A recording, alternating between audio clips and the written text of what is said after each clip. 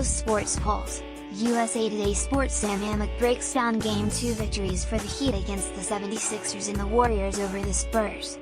USA Today Sports. Oakland, when San Antonio coach Greg Popovich spent his post-game press time raving about LaMarcus Aldridge, it was impossible not to wonder if there was a coded Kawhi Leonard message in there somewhere. One key member of the Spurs' grand plans was here, with Aldridge fighting for 34 points and 12 rebounds in a 116-101 loss to Golden State in their first-round playoff series as the Warriors took the 2-0 lead.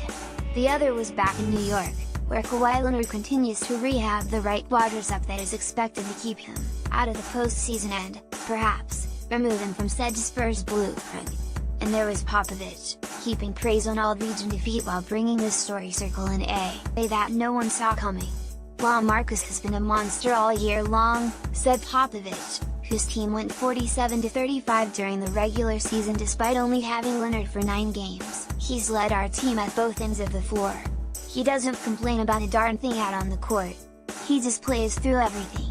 I can't imagine being more proud of a player as far as playing through adversity and being there for his teammates night after night after night. He's been fantastic. What a difference a year makes. When Aldridge struggled during the Western Conference Finals against these Warriors last May after Leonard went down with a season-ending ankle injury in Game 1, Popovich didn't hesitate to call him out. He used words like timid, and ultimately sparked a trade request from the big man who wasn't happy with the way he was being used. But the broken fence between them was mended soon thereafter, with Popovich and Aldridge sitting down for a clear-the-air kind of meeting in the off-season that they say was crucial. By the time October rolled around, Aldridge was signing a 3-year, $72.3 million extension that led to his 6th All-Star Game appearance in this season, in which he was worthy of fringe MVP consideration. He averaged 23.1 points and 8.5 rebounds. As Aldridge remembers, it was his revamped attitude and approach to the game in October, as opposed to the meeting, that truly put Popovich back in his corner. The talk with Popovich was cool, but when I got back, and he saw how much work that I put in, camp time, that's when we saw how much work that I put into being ready to lead guys, and I came in with a different mindset, Aldridge told USA Today Sports after Game 2. I thought he could see that I came in with the mindset of who I used to be, and I thought he welcomed that. He let me be myself, be vocal and lead, and I've been better ever since then. The praise means a lot coming from him, you know? Pop's a shooty, straightforward type guy. He's not going to sugarcoat, and I think he's been with me the whole way. He's seen the process. He's had me grow in this system, in this organization, and try to do more, so I'm definitely not satisfied with tonight, but I'm going to keep trying to do my job and try to make guys better. More Warriors 3-point parade buries Spurs in Game 2. More Wade passes Bird on all-time postseason scoring list. More Popovich offers vague update on Leonard's situation, yet when it comes to understanding these Spurs, there's a 6 degrees of Kawhi component that won't go away until his situation is resolved.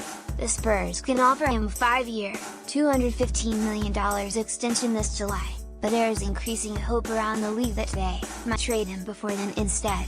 His absence is only mysterious because of the breakdown in communication between the two sides, with the Spurs having cleared Leonard to return only to see him stay away because his outside medical group, his group, as Popovich has repeatedly called him, has advised otherwise. Along the way, there's an inevitable ripple effect on his teammates, on and off the floor. It's tough, Aldridge said of the circumstances of this season. We're depending on guys who really aren't offensive guys, and I think that showed tonight. We have guys who really don't score, and teams are exposing that and trying to make those guys score. We have tough times getting points and trying to capitalize things, and I think it's been tough for us. But every guy in the locker room has grinded and tried to get better, and you've got to consider that. The ones who are there, anyway. When asked about his view on the Leonard situation, Aldridge made it clear that's a topic he doesn't want to touch. I have no comment, he said as he walked away. He has to do what's best for him. That's it.